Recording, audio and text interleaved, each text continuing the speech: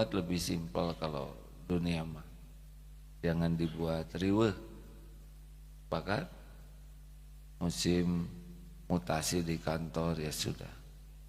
Terima aja. Riweuh juga bukan saudara yang menentukan. Mau melamar ditolak ya sudah. Udah dipikirin juga udah ditolak ya. Kalau dipikirin jadi diterima masih mending, ini dipikirin jadi sakit hati. Terimalah bukan jodohnya. Tidak ada yang lebih pahit dari berharapnya hati kepada Allah. Allahumma aftah lana hikmataka ya Allah.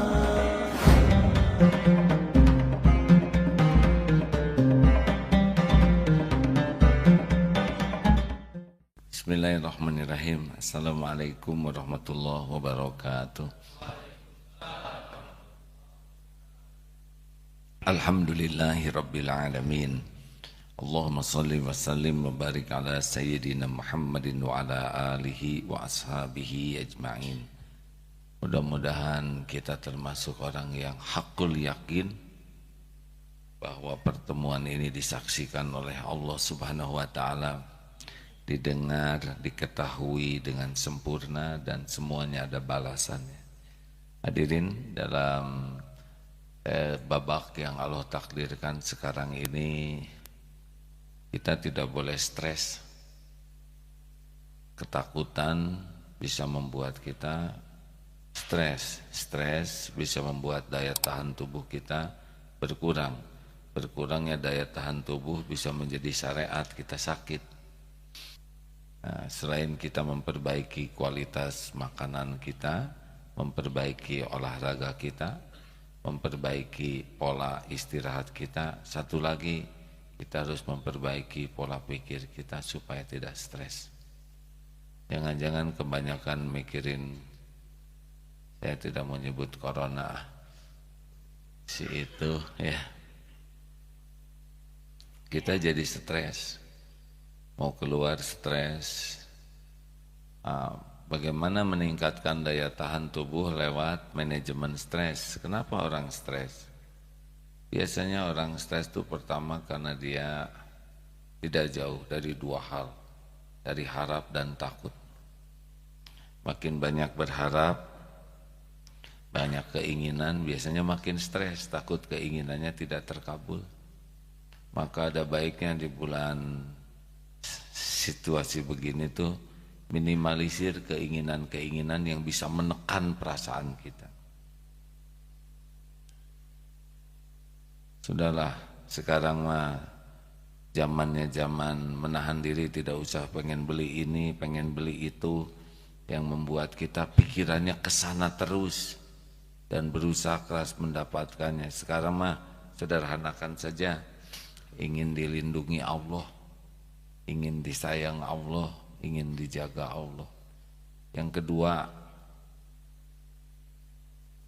supaya kita tidak stres adalah jangan banyak berharap dari makhluk.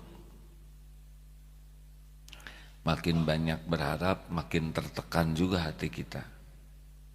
Ingin diterima kasihi, ingin dihargai, ingin dipuji, ingin diberi, pokoknya makin ingin ke makhluk itu neken saja. Kita akan banyak kecewa. Kalau kecewa repot.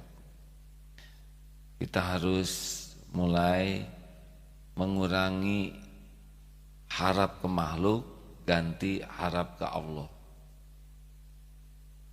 Kalau kita ingin diterima kasih, giliran tidak diterima kasih, sakit hati, turun daya tahan tubuh. Ya, ingat saja itu. Ingin dihormati, ingin dikagumi, ingin diberi, pokoknya kalau sudah bersandar ke makhluk maka judulnya DTA, derita tiada akhir. SLL, sengsara selama-lamanya. Maaf hadirin ngarang. Harus mulai dianalisa apa yang membuat hidup ini tegang, cemas, stres. Di antaranya banyak berharap dari makhluk. termasuk WA ngarap-ngarap dijawab, contreng biru sudah 2 di atas online, nunggu terus jawaban, neken tuh ke hati ya. Mau tambah lagi supaya enggak stres? Saya emang nggak ngarap-ngarap jawaban hadirin. Kalau saya ngarap-ngarap saudara jawab, saya jadi stres ya. Selain jangan banyak keinginan duniawi, juga mulai berhenti berharap ya ke makhluk. Rasakan bedanya. Plong hati ini. Kemudian juga marilah kita hidupnya lebih sahlin, lebih simpel, lebih sederhana. Tidak riweh gitu ya. Kalau prank piring pecah ya sudah waktunya pecah. Qadarullah wa ma syaa fa'al. Tidak usah jadi gimana yang membuat hati kita jadi pecah. Kita harus mulai misalkan ada kejadian apa gitu, jangan kita kemakan oleh kejadian sehingga kita jadi stres. Apalagi berkaitan dengan urusan dunia ini, sudahlah ya. Jangan sampai makan hati ya seperti itu. Tuh saya stres mikirin cicilan motor. Ya sudah tuh, kalau nggak ingin nyicil menjual motornya. Tapi kalau dijual harganya murah, ya udah tuh nyicil ya. Gimana tuh saudara ya? Kalau nggak mau nyicil ya jual. Nanti saya nggak ada motor bagaimana? Naik sepeda sehat ya. Enak kan begitu? Dibuat lebih simpel kalau dunia mah. Jangan dibuat riweh. Bahkan musim mutasi di kantor ya sudah. Terima aja. Riweh juga bukan saudara yang menentukan. Mau melamar ditolak ya sudah. Udah dipikirin juga udah ditolak ya. Kalau dipikirin jadi diterima masih mending, ini dipikirin jadi sakit hati. Terimalah bukan jodohnya. Ada lagi supaya kita lebih simpel hidup ini, yaitu belajar bijaksana. Senang memahami orang lain. Itu hati itu lebih nyaman dengan memahami. Karena tiap orang kan punya pengalaman berbeda, punya trauma yang berbeda. Jadi kita jangan menilai seseorang seperti sudut pandang kita aja. Seperti ada orang yang takut sekali kena air, jangan ditertawakan. Mungkin pernah tenggelam. Kamu pengecut banget sih. Jadi lelaki takut kena air, kita tidak tahu. Mungkin pernah tenggelam sehingga lihat air itu begitu traumatis.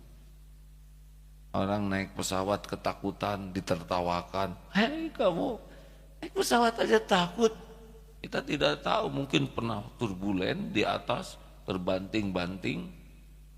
Belajar memahami orang lain. Betul? Makanya katanya orang bijak tuh 3 kata kuncinya. Memahami alasan, memahami cara yang baik, dan memahami tujuan yang benar. Orang akan bijaksana. Dan orang bijaksana itu tidak stres. Yang stres itu adalah yang sembrono, saka pikir, saka hayang, saka ingat, ya enggak? Semaunya aja. Nah itu bekal stres tuh. Sudah saatnya nih dalam situasi seperti ini kita untuk berlatih bijaksana. Tiap orang tuh latar belakang beda-beda, pengalaman beda-beda, situasi keluarga beda-beda, kondisi ekonomi beda-beda, benar?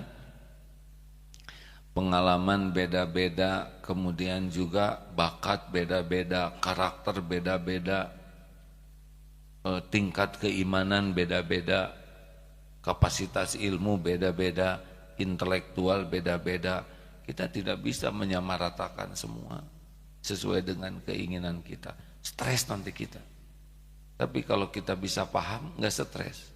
Oh kenapa ini? Oh begitu. Oh iya. Oh saya mengerti. Dia pernah mengalami hal ini. Oh iya. Beda. Masih ingat cerita yang di kereta api?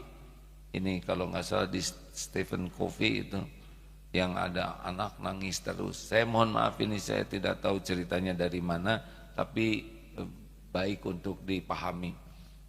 Kemudian pada, tuh anaknya suruh diem dong. Pada jengkel, Pak tolong dong, itu anaknya bising nih, ini kereta bisnis, kita nggak bisa istirahat. Marah, iya. Mudah-mudahan sebentar lagi diam. Kenapa sih nangis terus? Ya ternyata si bapak ini bawa anaknya mau menemui ibunya anak ini baru meninggal. Jadi mungkin kaitan anak dengan ibunya meninggal. Ya saya mohon maaf, mungkin anak ini sudah merasa bahwa ibunya sudah tiada sehingga dia ketika paham keadaan itu berbalik semuanya, ya enggak?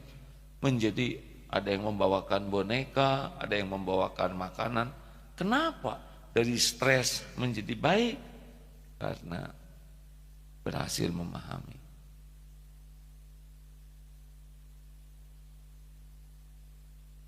Paham? Alhamdulillah. Demikian hadirin sekalian. Aduh, kenapa saya jadi ada ininya? Saudara harus paham ya. Kalau ada yang pagi-pagi misalkan apa itu matanya cindul, ya mungkin habis nangis ya. Nah saudaraku sekalian, belajarlah mendengar lebih banyak dengan niat memahami. Belajar untuk menjangkau sesuatu yang tidak hanya dalam pikiran saja. Percayalah tidak akan terlalu stres. Mau ditambah lagi supaya tidak terlalu stres? Tenggelamkan diri dalam rasa syukur tiada bertepi. Aduh, air mata ini bisa gimana caranya supaya bisa menikmati syukur? Ya kata Imam Ibnu Athaillah, kalau engkau ingin yakin dengan pemberian kasih sayang Allah, buka hatimu untuk melihat apa yang sudah Allah berikan sepanjang hidup ini. Kita kan suka curiga ke Allah tuh ya. Ada yang mau pensiun stres, umurnya 58 tahun. Aduh gawat nih, sebentar lagi saya pensiun beberapa bulan lagi. Kenapa gawat Pak? Cicilan belum lunas, kreditan belum beres, anak belum pada nikah, belum kerja juga. Gitu. Bapak udah berapa lama hidup? 58 tahun. Makan terus Pak? Makan. Minum. Rezeki ada. Berteduh. Aneh. 58 tahun terjamin masih curiga ya. Karena dia lihatnya ke depan, bukan lihat apa yang sudah Allah berikan.